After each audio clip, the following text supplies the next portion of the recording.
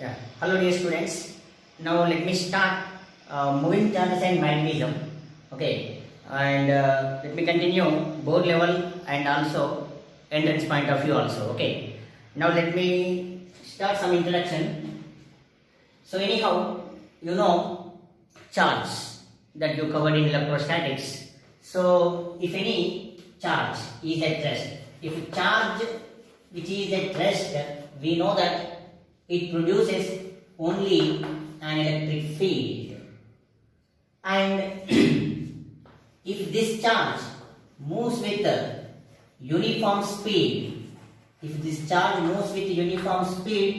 then that moving the charge produces electric field and also magnetic field. Okay.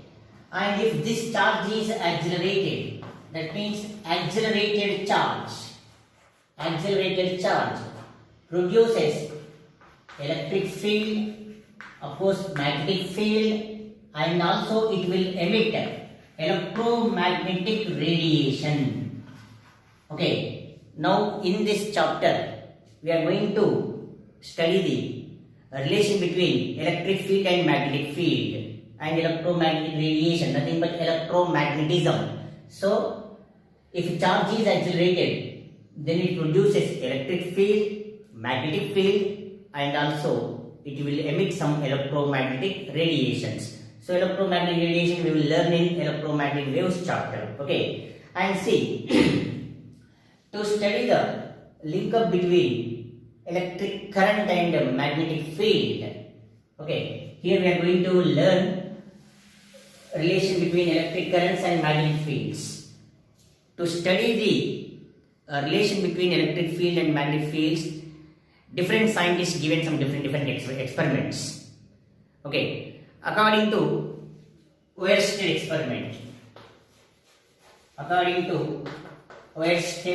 experiment. Okay, so according to his experimental setup, if any magnetic needle, if any magnetic needle taken nearer to the current carrying conductor, okay, so if any magnetic needle is taken nearer to the current carrying conductor, let us suppose this is the current carrying wire. If any magnetic needle is taken nearer to the current carrying conductor, then this needle suffers deflection. That means at this place there will be existence of magnetic field that identified by Oersted in his laboratory. Okay, so here the needle suffers deflections. If the direction of the current is reverse, then needle suffers in a reverse direction. Okay, and see, to know exact direction of magnetic field, see here there will be existence of magnetic field. Okay, to know the exact direction of magnetic field, different scientists use some different words, like according to Maxwell-Karp screw rule. Let us suppose this is a screw. According to Maxwell-Karp screw rule, if a screw is driven into the wall or breadboard, we are going to rotate the screw in this direction. Okay, so let us suppose this is the screw. If we want to drive the screw into the wall or breadboard, we will give some rotation like this. The rotation of the head will give direction of magnetic field, and in which direction the nib will move, that will give the direction of electrical current. And here which side the head will rotate, that will give the direction of magnetic field. Of course that field we can represent as B. Direction of magnetic field is represented as B. And see, these two, current is into the hole and head will rotate in clockwise like this. So these two are perpendicular to each other. Okay, direction of magnetic field is always perpendicular to the direction of electrical current. Of course both are perpendicular to each other. Okay, so there are so many rules. Ampere's swimming rule, like that. And according to Ampere's right hand thumb rule, okay, Ampere's swimming rule means same thing. If any person is swimming Then if any needle is there, and here the needle, the north pole of the needle will deflect towards his left hand side of the person. You have learned in your lower classes. Okay. Here let me use Ampere's right hand thumb rule. Ampere's right hand thumb rule. So I am going to use this rule to solve all variety of problems. Means this rule is easy to understand the direction of the magnetic field. First you try to understand the direction of the magnetic field. So this direction will play the main role in solving problems. So let me use Ampere's right hand thumb rule. So consider a conductor, current carrying conductor. Let us suppose this is a current carrying conductor. If it is held in our right hand like this, okay, right hand palm. If a current carrying conductor carries current I in this direction, let us suppose. If I hold this conductor in this manner, see the fingers will move here, and see the thumb. Here the thumb represents direction of electrical current, and the folded fingers represents direction of magnetic field. And see, these two are perpendicular to each other. Okay, so if any current carrying conductor is held in our right hand, then so this thumb represents direction of electrical current, and the folded fingers represents direction of magnetic field. And see, here the fingers will move into the board. So there will be a inward magnetic field. Here the fingers will come out. See, this side is in, this side is out. Here fingers will move into the board. Into the board, let me represent with cross symbol. Inward, I am representing with cross. Outward, let me represent with dot. If I write B, then this can be represented as magnetic field is into the board. Magnetic field is out of the board. If I write like this, and see, this is the current into the board, into the z-axis, into the board. Current out of the board. Three axes are very clear. X-axis we can write easily on board. Y we can write easily. But Z means cross symbol. Dot symbol. Cross means minus Z. Dot means plus Z. Keep in mind. Keep these notations in your mind. See, here the conductor carries a current like this. And if you hold conductor in this direction, here the fingers will move into the board. This side is out. So here the magnetic field is into the board. Here the magnetic field is out of the board. Okay. No doubt this magnetic field is perpendicular to direction of electrical current. If the conductor carries current I in downward direction, let us suppose like this. Current carries downwards. So you hold this conductor in this manner because direction of current is downwards. So here the fingers are moved into the board. Here the fingers are out of the board, and direction of magnetic field is in this direction. Okay, we can decide clockwise, anti-clockwise based on some questions. Okay, first suppose, see, current is upwards, current is in this direction, current is in this direction. Here inward, you hold the conductor like this, inward, and this side is outward. First suppose, if they given inward current, let us see how to identify the direction of magnetic field. Okay, they given inward current. So far you know current is upwards, downwards, in this direction, in horizontal. Okay, let us suppose some current is coming from somewhere. Current is into the board. So this is the current which is moving into the board. Current into the board. Some straight wire is there which is carrying current I, that is into the board. And if you want to identify the direction of magnetic field, just you follow the again thumb rule. Very easy. So let us suppose, let me find here. So just if I place my hand in this manner, thumb represents what? Direction of electrical current. Folded fingers, direction of magnetic field. Here if I place my hand, current is upwards. If I place my hand, current is in this direction. Now I am placing my hand like this. Current is into the board. And see, I want to get the magnetic field direction at this point. So if I place, see, this is the hand. If I place like this, at this point, the fingers will move in this direction. It is impossible to move like this. So folded, the fingers folded in this direction. So the direction of magnetic field is like this. Means you draw a tangent. See, this is the direction of magnetic field. Why? Because angle between current and field definitely perpendicular to each other. If they ask you to find here, or let us suppose here, let me find.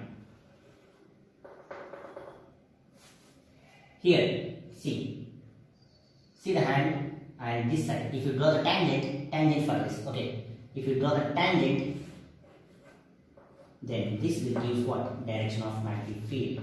Here, see the hand in this direction. Here, in this direction. That means if you join all these lines, you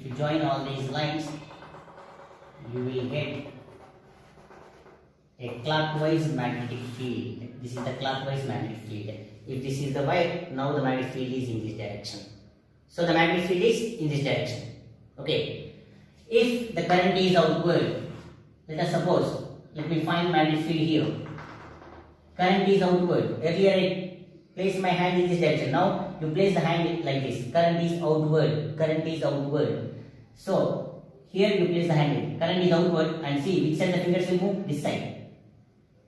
So there is a possibility of moving in this direction. So if you draw the normal line, this will give what? Direction of magnetic field. And here, see this side.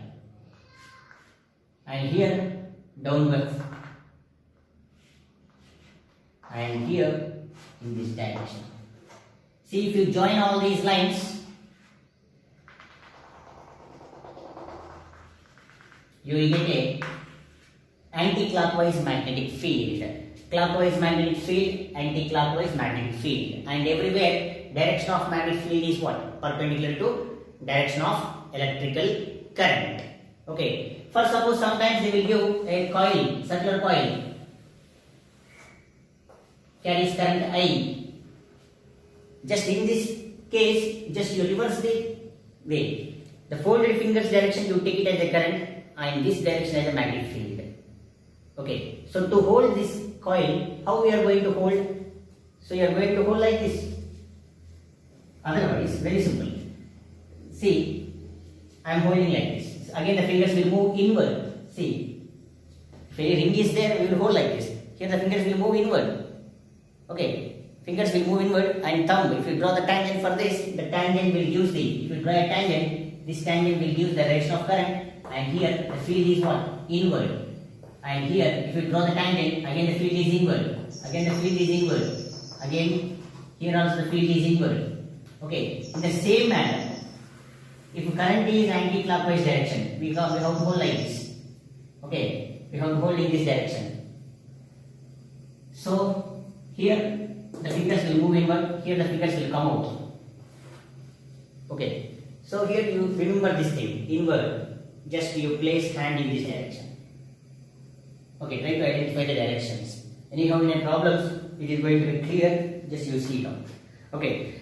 Now, let us start force acting on the charged particle. Or before that, let us recall one more rule that is called as Fleming's left hand rule. I think you have remembered in your lower classes. Fleming's left hand rule. FLR.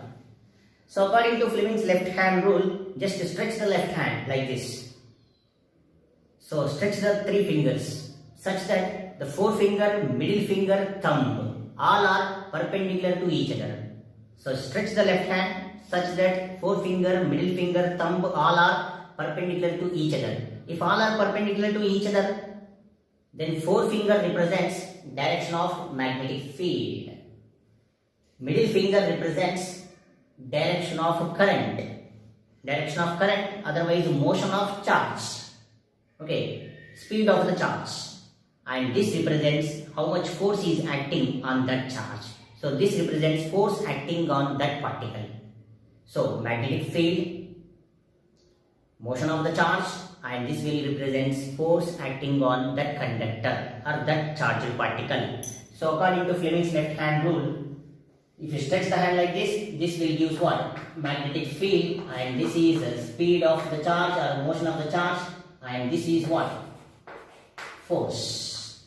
Okay, so by using this, let me get one simple formula that is called as force acting on charged particle in magnetic field. So let me write force acting on charged particle in magnetic field. Okay, let me derive this one. Okay, so let us suppose Q is any charged particle whose mass is m and which is moving in uniform magnetic field. So I think you know electric field, uniform electric field, like electric field lines are same, direction and magnitude will be same. In the same way, let us suppose charge is moving in uniform magnetic field. See, this is the magnetic field lines. These are the magnetic field lines.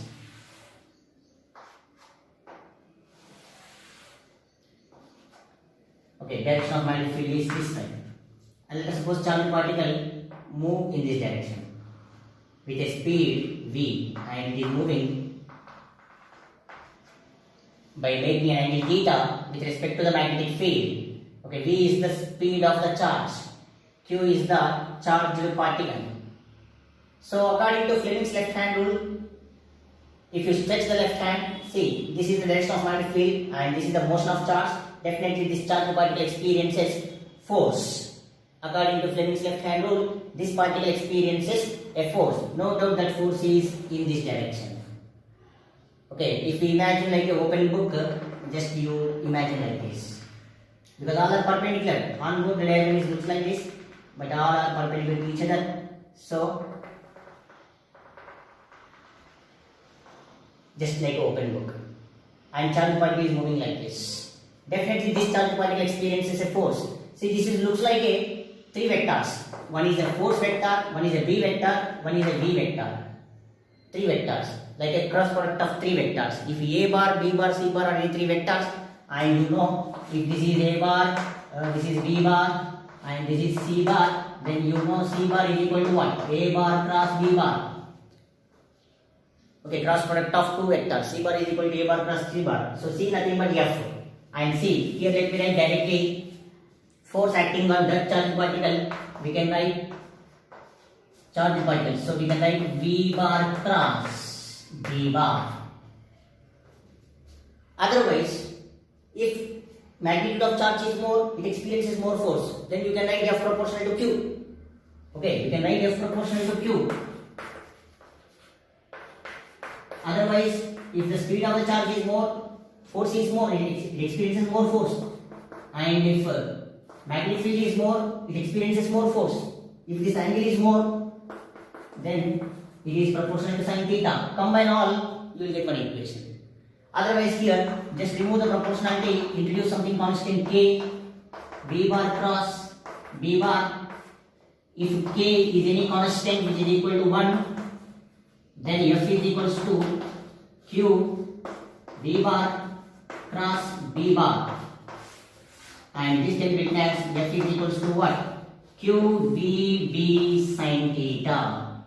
Nothing but force proportional to charge, force proportional to speed of charge, magnetic field, sine of angle between magnetic field and motion of the charge. Okay, first suppose if the charged particle moving along the field are opposite to the field. If the charged particle is moving along the field or opposite to the field, then this particle does not experience any force. If it moves perpendicular to the field, then this particle experiences maximum amount of force, QVB. Okay, so force is maximum when charged particle moves perpendicular to the magnetic field. Whenever it moves perpendicular to the magnetic field, it experiences maximum force, and it experiences zero force if it moves parallel to the field or otherwise anti-parallel to the field.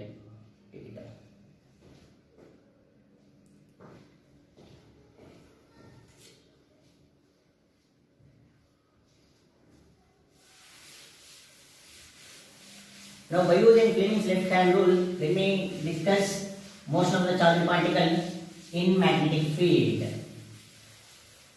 So motion in magnetic field. Okay, so according to NCERT I am using now. So motion in magnetic field.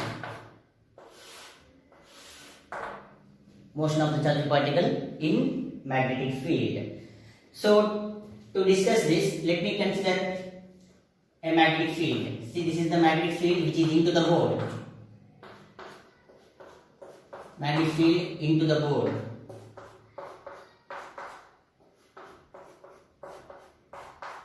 This is the inward magnetic field. Let us suppose the charged particle whose charge is Q and mass you take it as M, and this enters perpendicularly into the field. See, the magnetic field is into the board. Particle enters perpendicularly like this. Particle enters in this direction. If the particle moves in magnetic field, then definitely that particle experiences a force. And see the angle between motion of the particle and magnetic field. Magnetic field is into the board. Particle is moving in this direction. Means particle enters perpendicularly into the magnetic field. So what is the angle? Angle is 90. If theta is 90, then that particle definitely experiences what? Maximum force. So let us see in which direction the particle experiences a force. If it experiences force onward, upward, so the particle will move upward. Okay, planar diagram this is. And if it experiences force downwards, it will move downwards. Now let us see. Use the Fleming's left hand rule. If I hold my hand in this direction, this will use magnetic field. This is motion of charged particle. This is the force. Now, if I place my hand in this way, magnetic field is in this direction. Motion of charge is in this. Force is in this direction. Now, if I place my hand like this, let us suppose the particle is here. Okay, see, this is magnetic field into the board. And if we draw the tangent, tangent will use motion of the charge. And see which side the particle experiences force. The particle experiences force in upward direction on this board. Okay, so here let us suppose if you draw a tangent at this point, I am verifying now. If you draw the tangent will use the speed of the particle, and see it experiences force upward direction. It experiences force in upward direction. And see, due to upward direction, it will turn like this. Let us suppose here, let me check. If you draw the tangent here, tangent gives the again speed of the particle. If I hold my hand in this manner, magnetic field is into the board is okay, but particle is moving in which side? Particle moving upward, but I am placing my hand in this direction. So wrong. So you rotate the hand like this. Just you rotate it. If I place my hand, particle is moving in this direction. No, this is wrong. So the particle is moving in which direction? Upward. So rotate the hand. If I rotate my hand, particle is moving up, magnetic field is in, and this thumb you observe it, it is left side. Thumb is left side. So it is experiencing force in this direction. And here, due to this force, it will turn like this. Okay, it will turn. At this point, if you draw the tangent, again see, if I place my hand, this will be the motion of the particle, but the particle is moving this side. See. This is the motion of the particle. Magnetic field is inward and it will experience the force in this direction. See, if you extend, you will get a circle.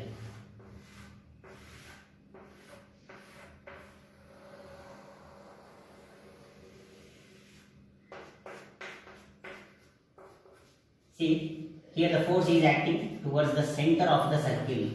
And no doubt this force is what? Maximum force. And this force is acting towards the center of the circle, and that is a maximum force that is equivalent to QVB, and this force which is equivalent to mv square by r, where r is the radius of this circular path. mv square by r QVB, then you will get this v as r omega. So r QB. Okay. So otherwise, let us write first radius, next we will write omega. So radius of the circular path is mv by q B. So this is the radius of circular path. And if we write V as r omega, but we can write V is equals to r omega. So r is equals to m into r omega qb. So we can write angular speed of the particle. Angular velocity of the particle is omega is equals to qb by what? M. Once the particle completes circular path, definitely that particle have time period. So we can write time period. So omega we can write as 2 pi by t qb by t. Sorry, qb by what? M. So the time period of that particle, charged particle in magnetic field is 2 pi m by what? qb. See, this is the time period of the charged particle. And see, anyhow, just we see, we know radius of the circular path is what? R is equals to, I got mv by qb.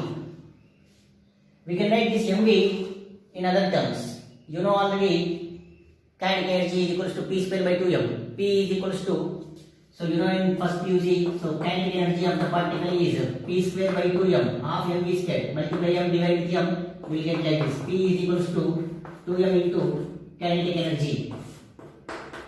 So let me write mv as a momentum. We can write 2m kinetic energy by what? qb. See, radius we can write like this also. Okay, first suppose if two particles are enters into the magnetic field, in some problems they given like this, two particles enters into the magnetic fields perpendicularly, so that they have same kinetic energy. If they have same kinetic energy, if kinetic energy remains same, we can write R proportional to, this is same, so it varies with root m by q. Okay, so let us see. If they enter with same momentum, we can write R proportional to 1 by q. Okay, so based on given condition, you change the formula. If two particles enters into the field, three particles enters into the field with same momentum, momentum is same means R proportional to 1 by q. B anyhow same, uniform. R proportional to 1 by q. If they have same kinetic energy, R proportional to root of m by q. For suppose, let us check one simple problem. So let me rub this one. Take it now.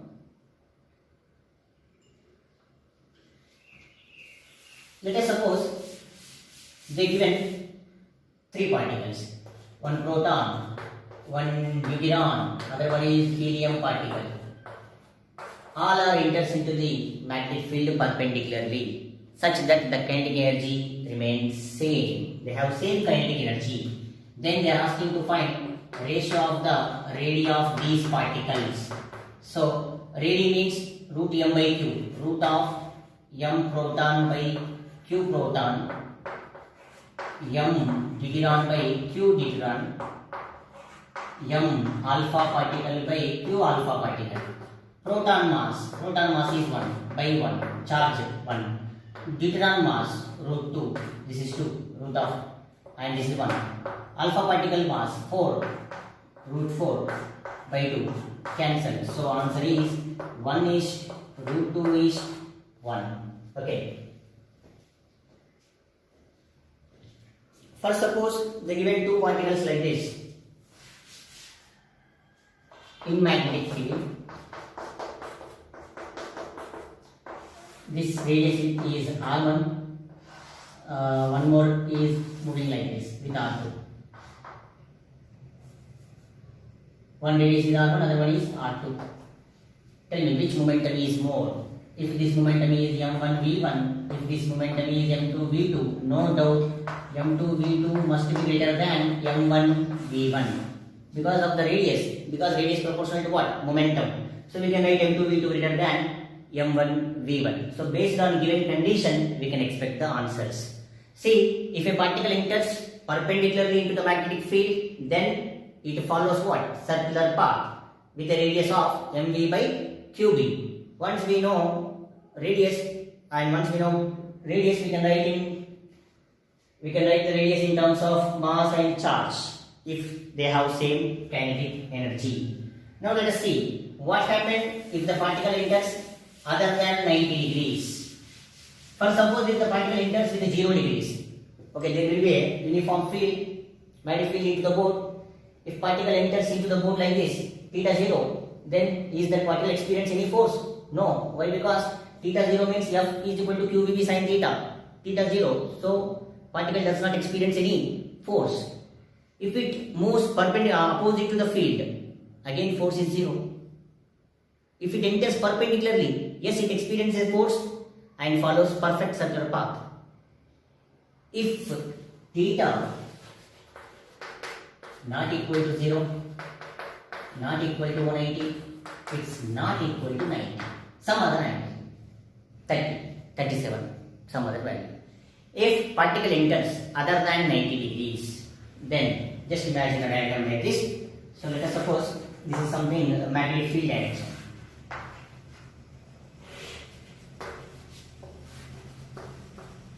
Now the particle enters like this.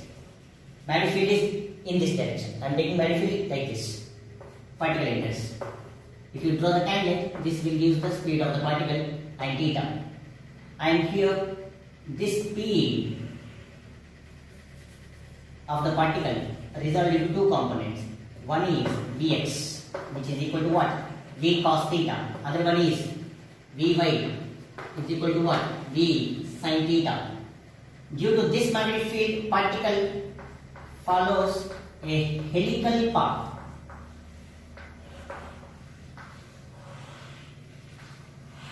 Now the particle follows the helical path. This helix will have some radius.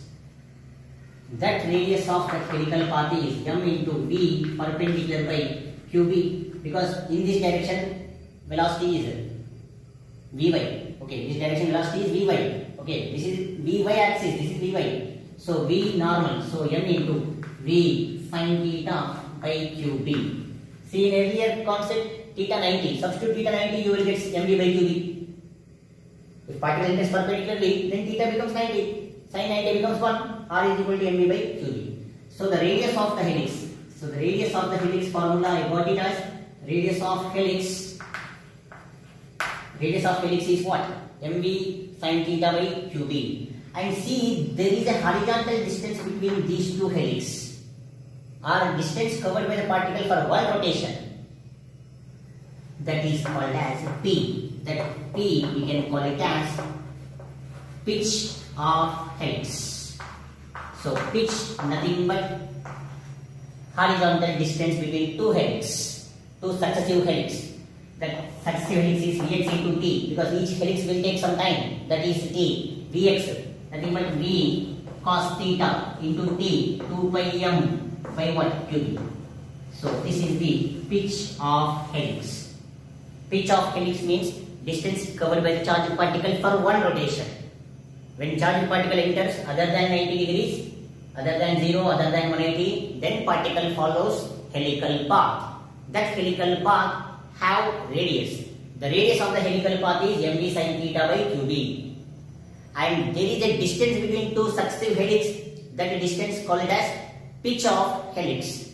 And that pitch nothing but horizontal distance between two helix, nothing but horizontal velocity into time. Horizontal velocity is Vx into t. Vx nothing but v cos theta into t, 2 by m by qb. Okay, so this is the pitch of helix. Okay, next we will see motion of the charged particle in electric, magnetic, both fields. Okay, combined fields. So let us suppose charged particle whose charge is q,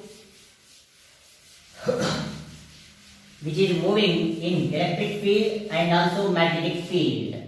So you know already, if charged particle moves in electric and magnetic fields, in combined electric and magnetic field, then it experiences electrical force and also magnetic force. So far I used only magnetic field. Now I entered into electric and magnetic, both. So if this particle subjected to electric and magnetic fields, then it experiences electrical force. That electrical force is F is equals to QE, okay, EQ. So if it is in magnetic field, it experiences maximum force I am writing now QED. And the net force on the system we can write as electrical force, magnetic force. Okay, Q will be sin theta. Net force we can write as QE. E is a vector and this can be written as Q V bar cross B bar. And see this net force, call it as Lorentz force. Net force, call it as what? Lorentz force. Okay, if a particle subjected to electric and magnetic fields, then it experiences electrical force and also magnetic force, and that combined force call it as Lorentz force. So by using this Lorentz force, let me derive one equation. See what is that equation? That equation is called as velocity selector. Velocity selector. Otherwise, we can write motion of charged particle in perpendicular electric field and also magnetic field. Motion of charged particle in perpendicular electric and also magnetic fields. Now see, so charged particle must move perpendicular to the electric field, perpendicular to the magnetic field. So let us suppose this is x coordinate, x axis, y axis and z axis. Let us suppose particle moves with speed something vx. Okay, and here let me apply electric field Ey in this direction along y axis and magnetic field Bz along in this direction. Now for this particle, electric field is along y axis, magnetic field is along z axis. Okay, so here this can be written as along x axis we can write it as Vx bar. Okay, we can write it as velocity along x axis. So if this is V, we can write it as V I cap. Okay, particle is moving with the speed of V. V I cap along x directions. And we can write E by E J cap. B Z. We can write it as B K cap. Okay, if you take E naught, V naught, for suppose this is E naught, this is V naught, this is B naught. Okay, that's not a problem. So along x axis V naught, y axis. So these maximum values, amplitudes. Okay, maximum values. Here from Lorentz force, F1 is equals to what? Q into E bar. Okay, Q E bar nothing but E y bar. Q into V bar cross B bar. V nothing but Vx, B nothing but Bz. So Fr is equals to Q E y. E y nothing but E naught J. Q, this is V naught I cross B naught K. Fr is equals to, if you take Q outside, E naught J plus V naught B naught are the constants, I cross K minus J. Now Fr is equal to Q, if I take J outside, E naught, V naught, B naught. Okay. But due to these two forces, due to these two perpendicular electrical fields, electric field and magnetic field, this charged particle does not experience any force and it will move like a straight line path. But due to the both perpendicular fields, Fr is 0. As Fr is 0, this comes to be 0. So E naught is equal to V naught, B naught. Now V naught we can write it as E naught by B naught. Otherwise we can write V is equal to E by V. This V, call it as what? Velocity selector. And see, this type of concept, velocity selector concept, is used in J.J. Thomson method. I think you know in J.J. Thomson method. So there is a discharge tube. And there is an anode filaments, there is anode plates and cathode filament. Electron beam will come like this. If electric field is applied, the beam will be deflected like this. If magnetic field is applied, beam deflected down. if both fields are perpendicular to each other, beam does not deflect. That means beam does not experience any force.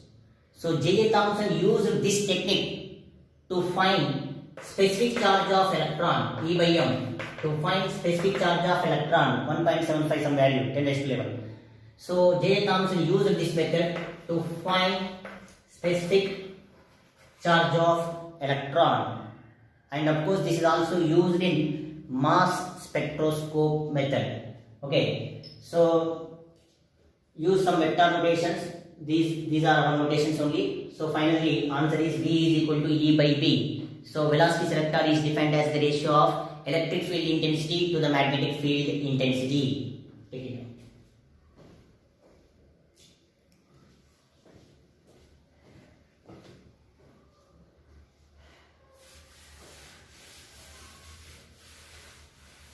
So this velocity selector useful for bond paper.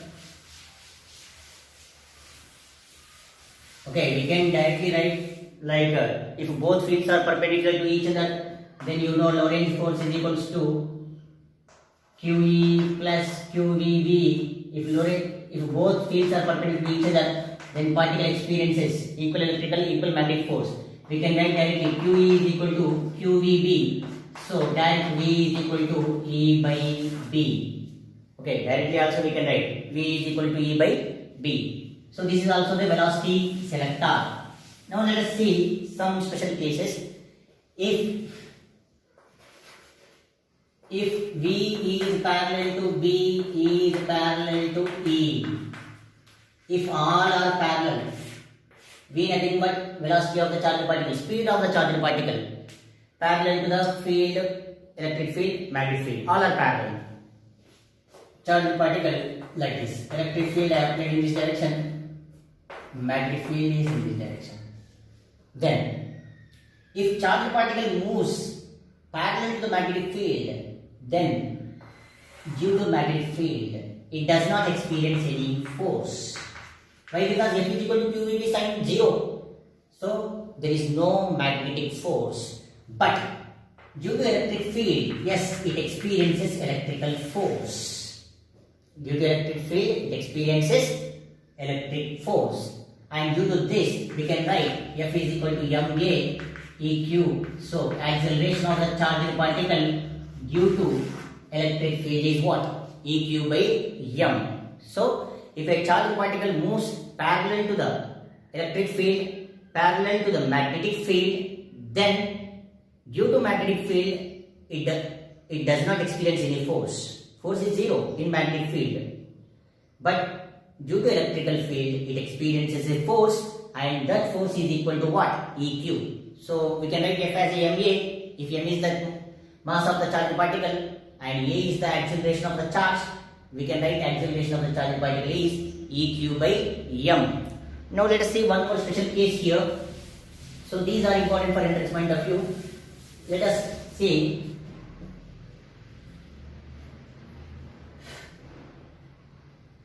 V is perpendicular to the electric field, but these two are parallel. So observe this case. Motion of the charged particle is perpendicular to electric field and magnetic field, but how these two? These two are parallel to each other. Let us suppose. So this is a magnetic field which is into the board. Magnetic field into the board.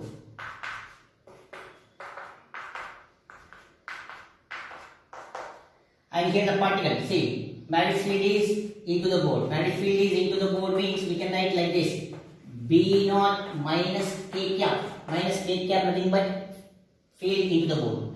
And of course we can write electric field also same. E naught minus K cap. Both are same direction. And particle of charge Q mass m enters with a speed v. Then use the Fleming's left hand rule like this. Now the particle is in this direction. Magnetic field is into the board. Motion of the particle is like this. If you draw a tangent and you experience a force like this. So at any instant of time, the particle moves like this. And due to electrical field, it will move inside. Okay, it will not follow like a circular path like a topic. Because of electric field, it experiences some electrical force into the board in z-axis. It experiences some electrical force in z-axis. And due to magnetic field, the particle turns. At any instant of time, P is the position of the particle. If you draw the tangent and see, if I take any angle theta, this is something Vx component, we can write it as V cos theta, and this is Vy component, V sin theta. At the same time, one more component is there, Vz. Vz because of what? Electric force. Vz because of electrical field. So because of electric field, the particle move into the board, and in this case, particle follows an increasing helical path, increasing helix. So the particle follows increasing helix inside, and the velocity of the particle we can write it as Vx I cap, Vy j cap, Vz k cap. Now V is equals to Vx, nothing but V cos theta I cap, V sin theta j cap. Vz is nothing but which is into the board with an acceleration a. That acceleration is a t k cap. Minus I am writing because that is into the board. So Vz is into the board. V is equal to at. Particle starts from rest, u plus at, u0 at, and V cos theta. Theta is omega t I cap sin omega t j cap. This is eq by m k cap. Now velocity of the charged particle is V cos theta. So just now we derived R is equals to mv by qb. V is equals to R omega. Omega is equal to qb by m. So omega is qb by m into t I cap sin qb by m into t j cap eq by m t k cap. So this is the speed of the particle when particle enters perpendicularly into the electric field, and also